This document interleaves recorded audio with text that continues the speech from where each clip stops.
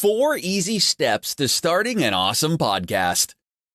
Starting your own podcast probably sounds like a Herculean project for you right now, but it doesn't have to be. In today's presentation, I'm going to show you the 4 easy steps you can follow to start your very own podcast. Step 1. Choose a topic and come up with your show's name. Your podcast is your own show. You can talk about anything and everything under the sun. But if you want to attract a specific audience, then you need to narrow down your topics. You need to define what your podcast is going to be all about. In short, what do you want to be known about? Do you want to be known as the top marketing expert in your niche? Or that funny author who publishes exclusively on Kindle? Whatever you choose, you need to be able to commit and create content consistently and keep your audience coming back for more. Step number 2. Create a plan for your podcast episodes. Podcasting is also a form of content marketing. You want to stand out from the crowd, right? Then you need to come up with a content strategy that will fit your podcast message or branding. Treat your podcast like a business. Plan everything in advance. If you're thinking of interviewing experts in your industry, then write it down in your calendar so you can reach out to them well ahead of time. Create an outline or draft of your upcoming episodes. You don't want to just wing podcast episodes. You could end up wasting a lot of time editing and re-recording episodes if you ramble off topic for far too long. Step 3. Record your podcast episodes. Now that you've got a plan for your podcast episodes, it's time to record your episodes. You're just starting out, so you will need to make sure you come across as someone that people will want to listen to. You can choose to follow an outline of your main topics, or you can read from a script. Step 4. Publish and promote your podcast. To publish your podcast, you need to select a good podcast hosting service. Libsyn is one of the more popular ones. Once you've uploaded your episodes to your host, it's time to promote your new show to your target audience. 5 podcast monetization methods you can use today. Podcasting can be both fun and hard work. But did you know you can also earn some money in the process? Many podcasts earn anywhere from $100 to several $1,000s a month. If you're planning to set up your own podcast, then stay tuned to this presentation. I'm going to show you the top 5 podcast monetization methods you can use today. Let's begin. Number 1. Sponsorships. When it comes to sponsorships, you need to build a sizable audience first before anyone will consider sponsoring your podcast. But once you've got a few thousand fans tuning into your podcast, then you can start reaching out to potential sponsors and advertisers.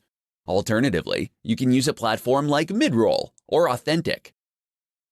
The next option, however, is the best one. Once your podcast becomes big enough, sponsors will be the ones knocking on your virtual doorstep to ask you to promote or endorse their brands. Number 2. Affiliate marketing. It's relatively easy for one to make money with affiliate marketing. You simply get your special link that has your unique tracking code in it. And when people click on your link to buy your recommended product, then you get a commission. There are plenty of affiliate networks you can join. The most popular one, though, is probably Amazon. Other networks include ClickBank, ShareASale, Commission Junction, JVZoo, and so much more. Number 3. Selling your own products or services. If you've got an established brand outside of podcasting, then it will be relatively easy for you to plug your own products and services on your show. Of course, try not to be pushy or aggressive, as many dislike high-pressure sales tactics like this. Instead, promote your own products or services as a solution to people's various pain points. Number 4. Coaching. Coaching can be quite lucrative, especially if you position yourself as an expert in your niche. You'd basically be teaching the same things you talk about on your podcast, but only more in depth. Another selling point for coaching is that students will have direct access to you, so they can ask you questions and get answers relatively quickly. Number 5. Courses. You can sell your own courses or even other people's courses as an affiliate on your podcast. Courses are great for podcasters who want to provide their audience a more organized and in-depth look into subjects they're experts of. They're also great for generating passive income on the side. 5 podcast styles you can follow. Podcasts have been around for years. If you think its popularity is about to fizzle out soon, you're mistaken. The popularity of podcasting has been steadily growing every year. If you want to get in on the podcast gravy train, then stay tuned to this presentation to find out about the top styles you can follow for your own podcast. Let's begin. Number 1, the solo show. This podcast style is probably the easiest one to use when you're just starting out. Many podcasts are hosted by an individual. Solo hosts often use their name on the podcast show title, like John Smith's Awesome Podcast Show. Solo podcasts are also easy to produce. You don't need to wait for someone else to become available. You can simply record your episodes as and when you feel like it. The only downside is you'll probably run out of things to say much faster than if you're doing the show with someone else. Number 2, multi-host show. Many podcasts nowadays now follow this style. When you've got 2 or more people sharing ideas and thoughts, then there's less chance you'll run out of topics to talk about. You'll be able to present different ideas to your listeners. You can even agree to disagree on most topics to make your show interesting. Number 3, one-on-one interview. There are many benefits to interviewing other people on your show. 1, you don't have to do all the talking, so you can rest your vocal cords for a bit. And 2, your audience will have someone else to listen to other than you and your co-host. Another benefit is that your guests will be letting their followers know they've been interviewed on your show. This means that their followers can potentially become your followers too. Number 4, roundtable discussion. A roundtable or panel discussion is a lot of fun. You'll have different people chiming in with their opinions on different topics. Just make sure you put a time limit on the discussion because it's easy to get carried away when you're having a lot of fun with like-minded people. Number 5, storytelling. Some podcasts are in a storytelling format. Sometimes the host will be reading one story for the entire show. For other shows, they'll narrate one story over the course of an entire season. So it's sort of like a radio drama, but in podcasting format. 6 secret tricks to producing powerful podcast content. Podcasts aren't created equal. There are great podcasts and there are meh podcasts. Which one do you want to listen to every chance you get? Not the meh podcast, I'm sure. So, if you want your audience to stick around, then stay tuned to this presentation. Today, I'm going to share with you 6 secret tricks to producing powerful content for your podcast. Number 1, answer people's questions. People listen to your podcast because you promised to provide something of value to them. Or were you able to answer their all-important question, what's in it for me? If you want your listeners to keep on tuning into your upcoming episodes, then you need to find a way to keep on answering that question. Find out what they want to know and discover their pain points. Then talk about it on your podcast. Number 2, show people how to do things the right way.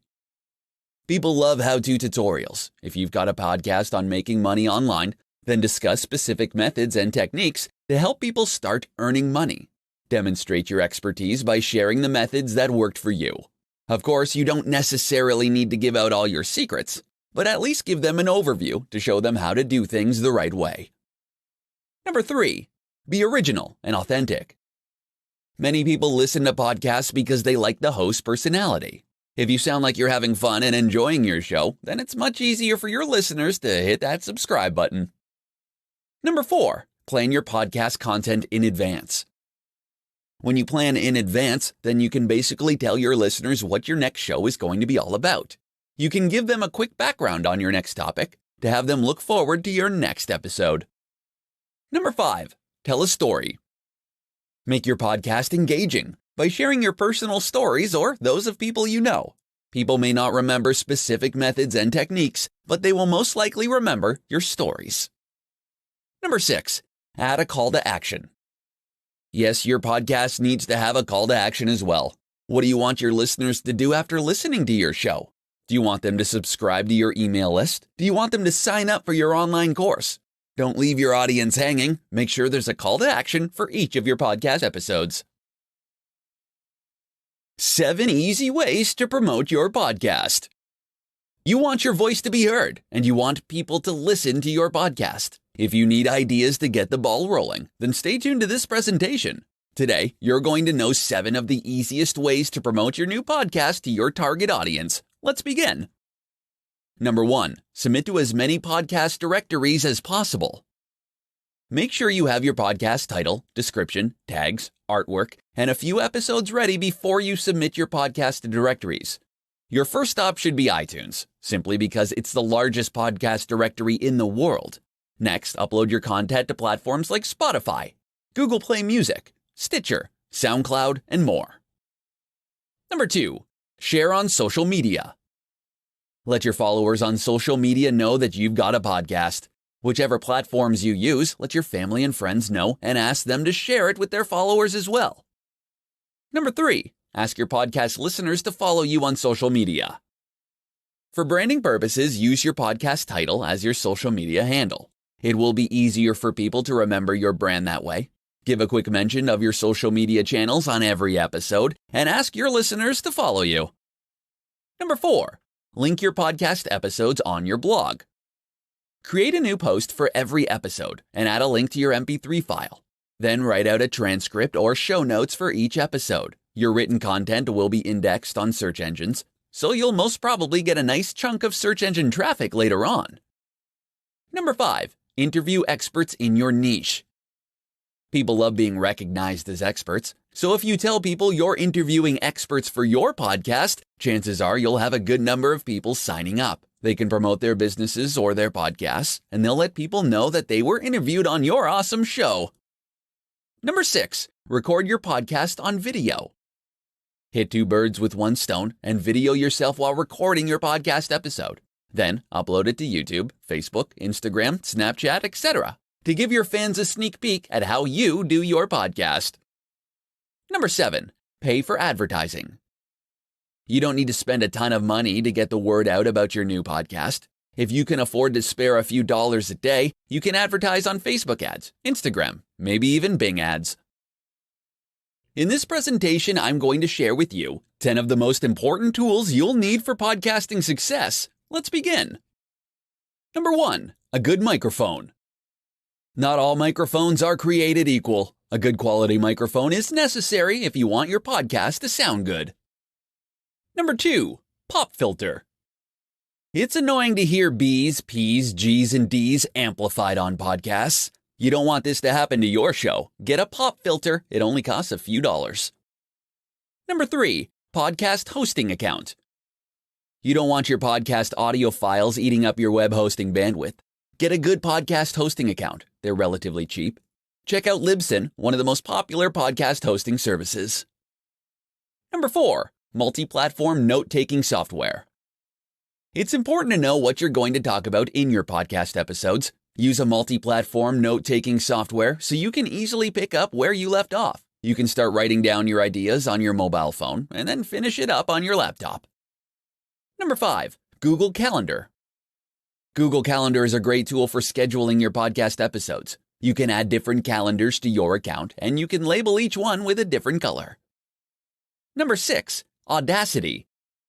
Audacity is a free, open source, and cross-platform audio editing software. There's a bit of a learning curve, but don't worry. There are lots of tutorials on YouTube to help you get up to speed on how to use this powerful software. Number 7, voice typing tool.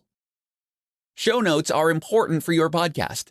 You can hire a transcription service to transcribe your episodes, or you can use a voice typing tool. For best results, make sure you speak clearly and audibly so the software can make out what you're saying.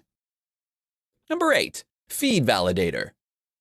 A feed validator is needed to make sure there are no problems with your podcast's RSS feed. Most podcast hosting services include a feed validator, but it won't hurt to run your feed through a service like Feed Validator. Number 9, graphic design software. An eye-catching artwork can make the difference between people checking out your podcast on iTunes or any other directory, or skipping it entirely. You can use Photoshop or a free tool like Canva to design your podcast artwork. Number 10, live streaming platform. Show your podcast listeners how you work. When you go live on platforms like Facebook Live or YouTube Live, your followers get a notification, so you get real-time engagement from your fans. How to repurpose your podcast episodes. Creating the content for your podcast will take a lot of brain power. You don't want all of your hard work to last all of 30 minutes or an hour, right? You want to maximize it, and the best way to do that is by repurposing your podcast episodes into other formats. If this is something you want to do, then stay tuned to this presentation. To fully get the most out of each podcast episode, then you need to plan beforehand. Have your outline, draft, and notes on hand so that when you start repurposing your content, you can do it in the most efficient manner. To begin with, your outline will probably make for a great infographic. Now, the thing is, you don't have to design graphics all by yourself. If you don't have a team in place, you can always outsource your graphic design needs to a talented designer. You can upload the infographic to your blog as well, and other sites to gain some precious backlinks.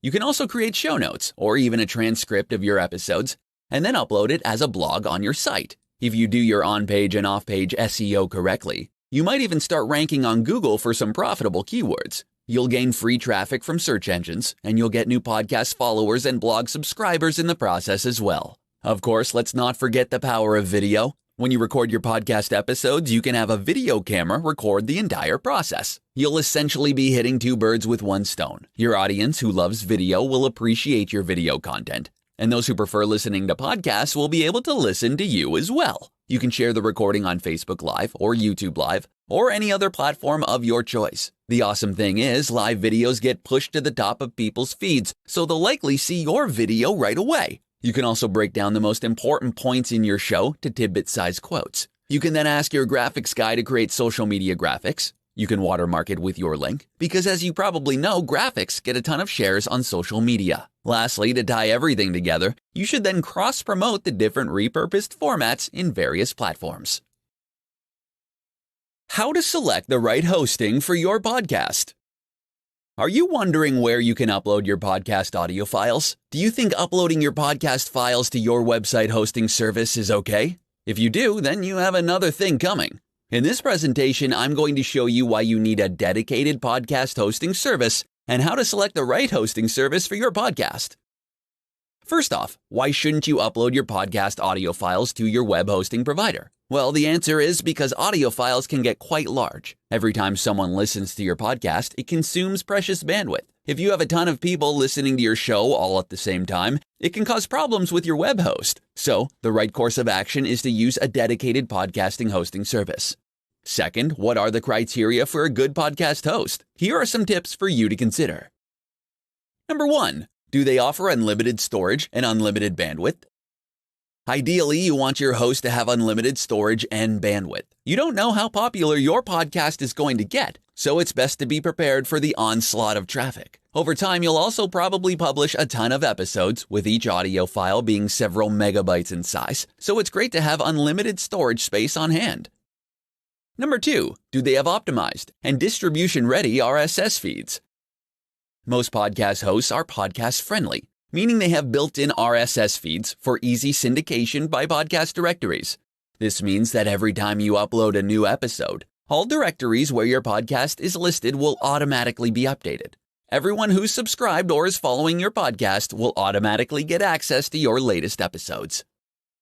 Number 3, will they help you submit your podcast to top podcast directories? A good podcast host will make it easy for you to submit your shows to the top podcast directories. People frequently go on platforms like iTunes, Spotify, SoundCloud, etc. to look for new podcasts to listen to. Number 4, your own podcast site. You may have your own blog, but having your own podcast site is awesome as it helps build your authority.